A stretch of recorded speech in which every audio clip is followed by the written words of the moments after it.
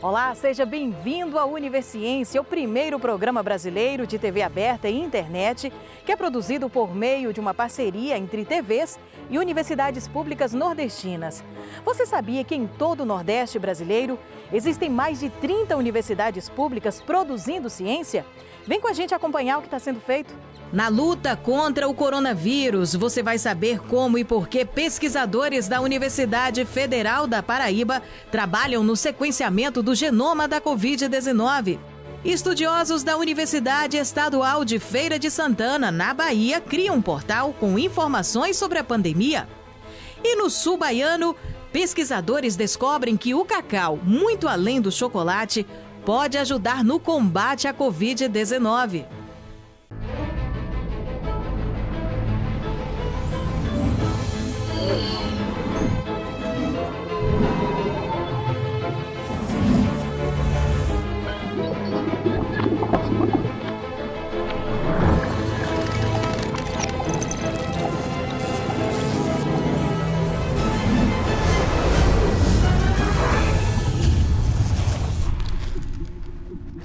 Quando a gente estuda biologia, a gente aprende que genoma é toda a informação hereditária de um organismo que está codificada em seu DNA. E partindo desse princípio, é que estudiosos da Universidade Federal da Paraíba trabalham no sequenciamento do genoma da Covid-19. Um esforço fundamental para, entre outras coisas, entender como o vírus se comporta no nosso organismo. A Paraíba já sequenciou cerca de 200 genomas do novo coronavírus e é um dos 3 únicos estados do país a realizar o mapeamento de maneira ininterrupta desde março do ano passado. Isso foi possível graças a um projeto realizado em parceria pela Escola Técnica de Saúde da UFPB, o Laboratório Central do Estado da Paraíba e a Fundação Oswaldo Cruz. Esse sequenciamento vai possibilitar a identificação de mutações que esse vírus vai sofrendo ao longo do tempo. Uma coisa que é comum, uma vez que trata-se de um vírus de RNA, e os vírus de RNA normalmente têm uma taxa de mutação elevada. Apenas Paraíba, Rio Grande do Sul e Rio de Janeiro conseguiram monitorar todo o período da pandemia, as linhagens do SARS-CoV que foram sendo identificadas. A análise é feita a partir de material obtido nos cotonetes utilizados nos testes SWAB, em pessoas com suspeita de contaminação pelo novo coronavírus. Manter um mapeamento atualizado dos vírus em circulação é fundamental para o planejamento de políticas públicas de enfrentamento à pandemia. A identificação dessas mutações é extremamente importante, porque dependendo de onde elas acontecem e com que frequência elas acontecem, isso pode fazer com que o vírus torne-se mais letal, mais contagioso, que o vírus passe a não ser mais detectado pelos testes diagnósticos. E isso é extremamente importante porque a gente consegue acompanhar as modificações que o vírus vai sofrendo ao longo do tempo e também consegue identificar linhagens externas ao país que podem estar chegando à Paraíba. O projeto já produziu alguns resultados importantes, como a identificação do primeiro caso de reinfecção no país. Nesse caso de reinfecção, a gente identificou uma linhagem de SARS-CoV-2 que tinha uma mutação muito importante, que é a mutação E484K na Spike, que é a mesma mutação da linhagem da África do Sul, e essa mutação está sendo associada com a maior capacidade de transmissibilidade do vírus. E a batalha da ciência contra o coronavírus continua. Estudiosos da Universidade Estadual do Sudoeste da Bahia também têm realizado pesquisas para entender o comportamento do vírus da Covid-19 no nosso organismo. Vamos conferir.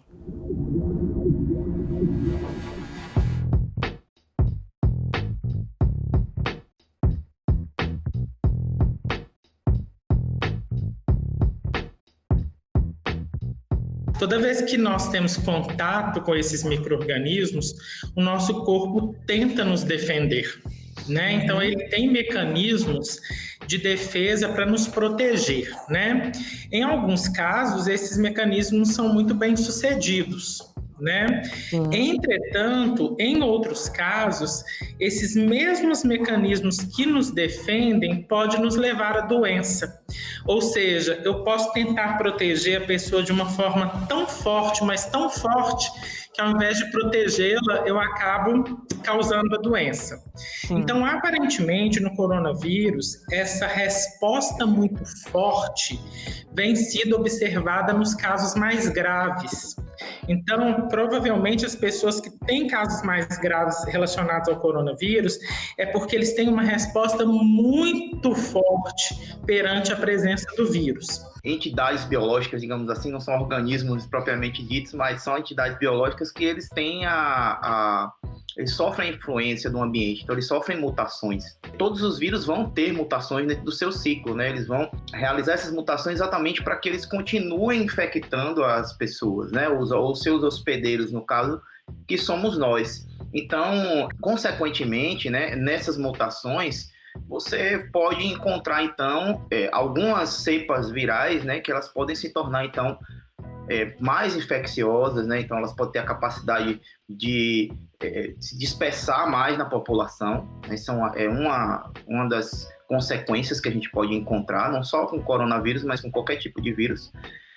Assim como também essas cepas podem tornar mais agressivas, né? Então, a depender do tipo de proteína que receba essa mutação, né, de onde ocorra essa mutação, pode ocasionar um vírus com uma gravidade maior.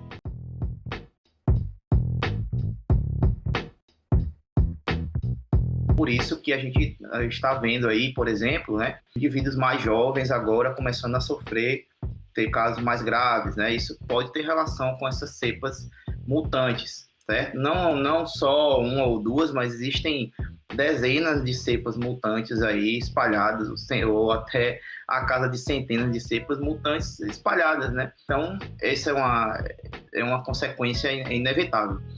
Com a vacinação, obviamente, mesmo tendo um mutante, a chance dele depois causar um dano grave reduz drasticamente, né? Então, seria manter esse foco na vacinação. E daqui a pouco a gente volta com mais Univerciência, trazendo as informações a respeito das pesquisas científicas desenvolvidas nas universidades públicas do Nordeste. Fique com a gente.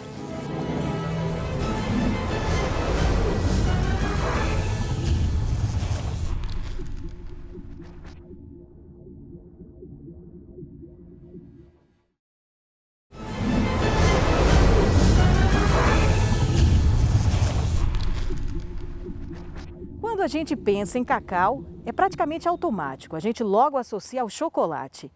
Mas pesquisadores da Universidade Estadual de Santa Cruz, no sul da Bahia, descobriram que o fruto também pode ser útil no combate à Covid-19. Vamos acompanhar? Uma equipe de pesquisadores do Departamento de Ciências Biológicas da UESC, com o apoio da FAPESB e das Universidades Federais de Minas Gerais e Viçosa, está investigando o potencial do cacau para criar um remédio para tratar infectados com a Covid-19. A busca para combater o vírus está ocorrendo mundialmente. Em Ilhéus, o grupo pesquisa as propriedades do cacau desde 2005 contra diferentes doenças. O coronavírus, quando invade as células, ele produz uma poliproteína e essa poliproteína precisa ser cortada em proteínas menores. E isso é feito por duas proteases. E aí, ocorrendo essa clivagem, o vírus consegue completar o seu ciclo na célula. O nosso projeto consiste em usar inibidores de protease, ou seja, das tesouras do vírus, para inibir a protease do vírus, para funcionar como um fármaco contra a Covid-19. Nós já viemos trabalhando com inibidores de protease do cacau há cerca de 15 anos. A ideia surgiu de colaborações anteriores, onde usamos esses inibidores contra patógenos de interesse na saúde humana. Dispomos de uma equipe de colaboradores que permite desenvolver as diferentes etapas da pesquisa. Estudantes de pós-graduação de Biologia e Biotecnologia de Micro-organismos e de Genética e Biologia Molecular aqui da UESC estão engajados no desenvolvimento dessa pesquisa. A pesquisa está estruturada em 4 etapas. A primeira, que já está concluída, que envolveu o teste dos inibidores contra a protease a nível computacional. Nosso objetivo é basicamente fazer uma triagem das interações entre as moléculas envolvidas, que são os inibidores de protease oriundos do cacaueiro, juntamente com as proteases do vírus. E nós temos utilizado algumas ferramentas computacionais que nos possibilitam a visualização e o entendimento da natureza dessas interações. Agora, a próxima etapa consiste em produzir a protease no laboratório e testar os inibidores contra a protease. Esses inibidores também serão testados contra células humanas no laboratório de imunobiologia daqui da universidade, sob a supervisão da professora Jane Lima. Nós realizaremos ensaios biológicos in vitro com os inibidores para verificar a toxicidade dos mesmos em células humanas. Estes testes são importantes para a triagem e avaliação de possíveis fármacos com potencial antiviral. Até março de 2021, o grupo de pesquisadores da UESC enviou 2 inibidores do cacau para o laboratório no Centro de Produção de Vacinas da UFMG. E a previsão é que os inibidores sejam testados contra o vírus SARS-CoV-2 até o mês de maio. A última etapa já são os testes desses inibidores contra o próprio coronavírus, em células carregando o coronavírus. Isso será realizado lá no laboratório do Centro de Produção de Vacinas da Universidade Federal de Minas Gerais, sob a coordenação do professor Flávio Fonseca. Parte desse estudo vai ser conduzido aqui no Centro de Tecnologia em Vacinas da UFMG, e na UFMG, onde nós temos um laboratório NB3, onde será possível multiplicar o vírus, uma vez que esses inibidores sejam identificados, inibidores de protease, aí na UESC, e aí esses fármacos, esses peptídeos com maior potencial de intervenção na replicação do vírus SARS-CoV-2 vão ser enviados para cá, onde nós vamos fazer os testes com o vírus in vitro, em células dentro do Laboratório de Biossegurança NB3 da Universidade Federal de Minas Gerais. Mesmo em isolamento, trabalhamos em equipe na luta contra a Covid-19. E a batalha da ciência contra o coronavírus continua. E não é que tem gente na Universidade Federal do Ceará trabalhando numa pesquisa que pode contribuir na produção de um medicamento de combate à Covid-19? Roda aí. Originalmente, essas moléculas, os peptídeos, certo? Que são frações que formam as proteínas, eles foram desenhados contra bactérias e fungos, que é um foco do nosso trabalho. Então nós pensamos, será que nós não poderíamos aplicar esses peptídeos contra o coronavírus? Então foi quando nós começamos os primeiros estudos de simulação, né, que é aquele primeiro trabalho que já foi publicado, e que nós vimos que os resultados foram bons. A partir daí nós fomos aprofundando nesses estudos e chegamos à conclusão no primeiro trabalho.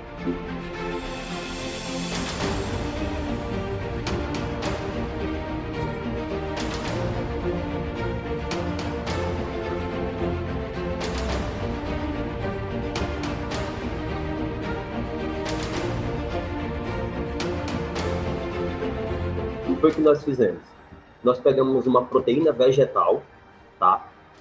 Por exemplo, da mamoneira e da acácia branca, e utilizamos essa proteína como um molde, como se ela fosse uma forma, tá?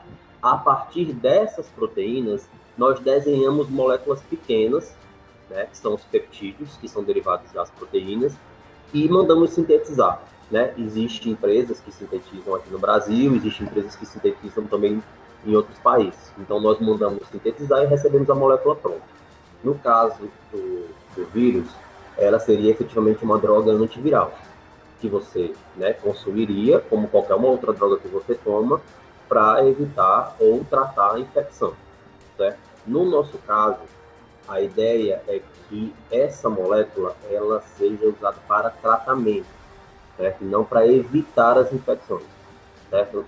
Quem evita, quem faz profilaxia, são as vacinas, certo? Essa molécula, o objetivo dela é tratamento, que seria amenizar os sintomas da Covid, reduzir a severidade da doença, uma vez que a pessoa está infectada. Porque a ação dela, ela é depois que a pessoa está infectada. É como se você está gripado, vai tomar um multigripe ou vai tomar alguma coisa para dor de cabeça. Esse seria mais ou menos o efeito dessa molécula que a gente está planejando. Muitos trabalhos tentaram achar, né, algumas drogas que foram usadas para outros vírus contra esse. Algumas tiveram, sim, certa eficiência, como o Remdesivir, mas as concentrações eram muito altas, então um pouco inviabilizava, porque ao tempo que inibia o vírus era tóxico para a célula, certo? Então, realmente, hoje não se tem nada de droga que possa amenizar esses efeitos, uma vez que a pessoa pega a Covid, né, que você desenvolve a Covid após a infecção. Então, esse é o nosso intuito, né? E uma das vantagens que nós já temos é que nós já temos dados experimentais de que essas moléculas não são tóxicas para as nossas células. Nós já testamos contra pelo menos 5 tipos de células diferentes humanas e elas não são tóxicas. O que chamou a atenção é que em testes preliminares, certo? As nossas moléculas, elas conseguiram proteger as células in vitro, tá? Contra a infecção do vírus. Tá? Nós tínhamos 2 grupos. Quando eu colocava o vírus e a célula sem os nossos peptídeos, tinha infecção. Certo? Quando eu colocava vírus, os nossos peptídeos e as células, não tinha infecção. Então, a predição que nós fizemos em modelos computacionais foi reproduzida in vitro. Tá?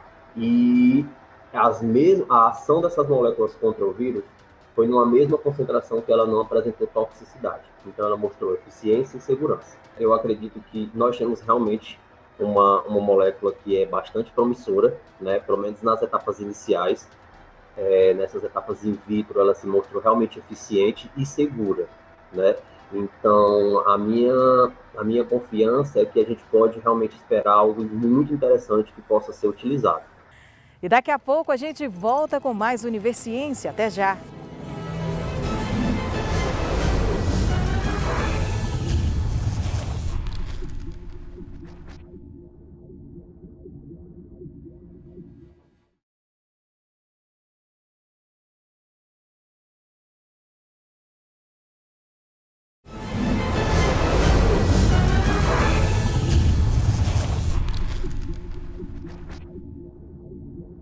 E tem mais notícia boa chegando. Agora eu quero falar com você a respeito do capacete que lembra proteção. Mais um projeto desenvolvido por pesquisadores da Universidade Federal do Ceará nos mostra que o equipamento pode rimar com oxigenação, ou seja, auxiliar no tratamento de pacientes da Covid-19. Vamos conferir?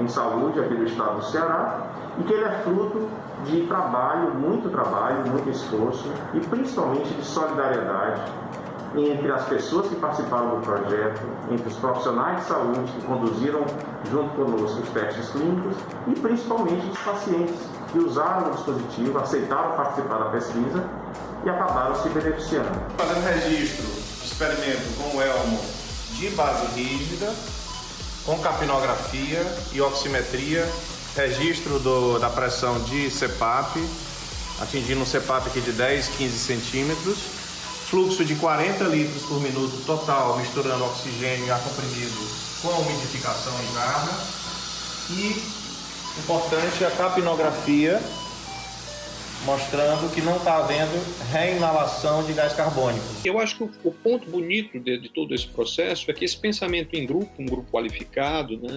tecnicamente, institucionalmente, do ponto de vista até mesmo político e social, da visão, né, do sistema de saúde, das necessidades do Estado, esse grupo pensando junto, eu acho que acelerou muito o processo e evitou que nós errássemos, porque não havia margem de erro. O tempo era curto, era um tiro que tinha que ser dado muito certeiro, em uma coisa que desse certo, que fosse viável, não fosse só uma ideia de protótipo para a gente mostrar que era interessante, mas como exercício intelectual. Não, era para ser de fato uma coisa que pudesse ser produzida em escala, que fizesse uma diferença na ponta. Qualquer uma das entidades trabalhando sozinha, naquele momento, dificilmente teria chegado a esse mesmo resultado num prazo recorde entre o momento que esse grupo se formou, ali na virada do mês de março para o mês de abril de 2020. Até o lançamento oficial do elmo foram praticamente 90 dias.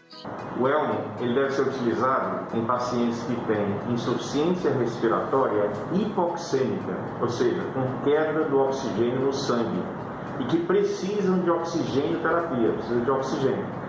Então, nesses casos, o paciente é candidato a se beneficiar do elmo e, por exemplo, uma pneumonia por Covid-19 é uma dessas situações, mas não é a única. Outras situações, como pneumonia de uma maneira geral, edema agudo de pulmão, são situações comuns que também podem se beneficiar da indicação do uso do elmo. Para usar o elmo com segurança, é essencial que o paciente esteja alerta, cooperativo, que possa participar do processo de maneira consciente e ele geralmente não pode, não pode estar comatoso, não pode estar torporoso, sonolento demais, porque ele precisa estar alerta para se comunicar com a equipe dos profissionais de saúde. Além disso, isso pode ser usado no ambiente de enfermaria e no ambiente de UTI. A vantagem é que você não usa um equipamento que é um respirador ou ventilador mecânico. Os testes clínicos foram todos eles feitos em pacientes com Covid-19, de forma moderada a grave, todos internados no Hospital Leonardo da Vinci e que estavam necessitando de altas frações inspiradas de oxigênio, ou seja, alta quantidade de oxigênio. Portanto, pacientes que poderiam ter evoluído talvez para intubação. Nesse grupo de pacientes, que foram 10, a aplicação do elmo trouxe um benefício imediato na oxigenação e um conforto na respiração e em 7 dos pacientes houve uma melhora sem precisar de intubação. O elmo ganhou não só uma página de jornal como algo interessante, mas de fato hoje a gente sabe que o impacto é concreto, é possível medir esse impacto, muitos relatos de pacientes que, pelas estatísticas, teriam evoluído para um quadro mais grave e que, dessa forma, o equipamento efetivamente salvou vidas. Compartilhar informações já é algo que faz parte do nosso dia a dia, não é mesmo? Basta a gente pegar o celular e pronto. E pensando nisso, é que pesquisadores da Universidade Estadual de Feira de Santana, no estado da Bahia, desenvolveram o portal GeoCovid. Tudo para você ficar muito bem informado a respeito da pandemia do coronavírus. O portal GeoCovid, ele é formado por 3 guias. A guia que então aparece aqui no topo da tela: casos, projeções e vacinação. A guia casos podem ser exibidos a estatística e progressão do contágio e dos óbitos de forma acumulada, contabilizado por dia, e a taxa por 100 mil habitantes, além da taxa de evolução, tanto de casos como de óbito, que mostra a tendência, se há tendência a aumento, estabilidade ou decréscimo, tanto para os casos como para os óbitos. Primeiro, você precisa definir o território, a abrangência do território que você quer examinar.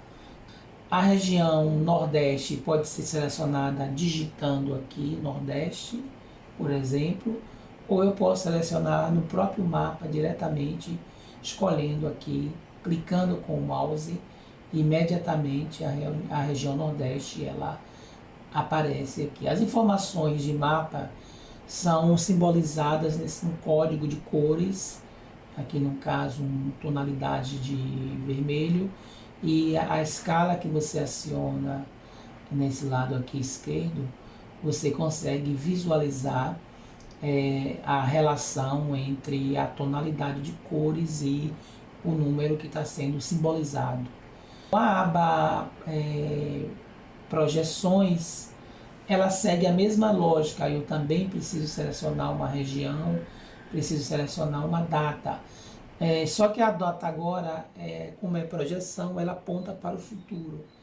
Na projeção é necessário separar, setar, configurar um outro parâmetro, que é o parâmetro cenário.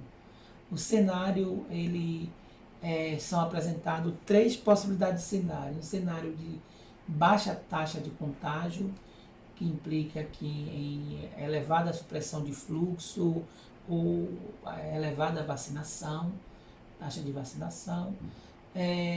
A moderada taxa de contágio, também moderada supressão de fluxo de isolamento social ou de vacinação.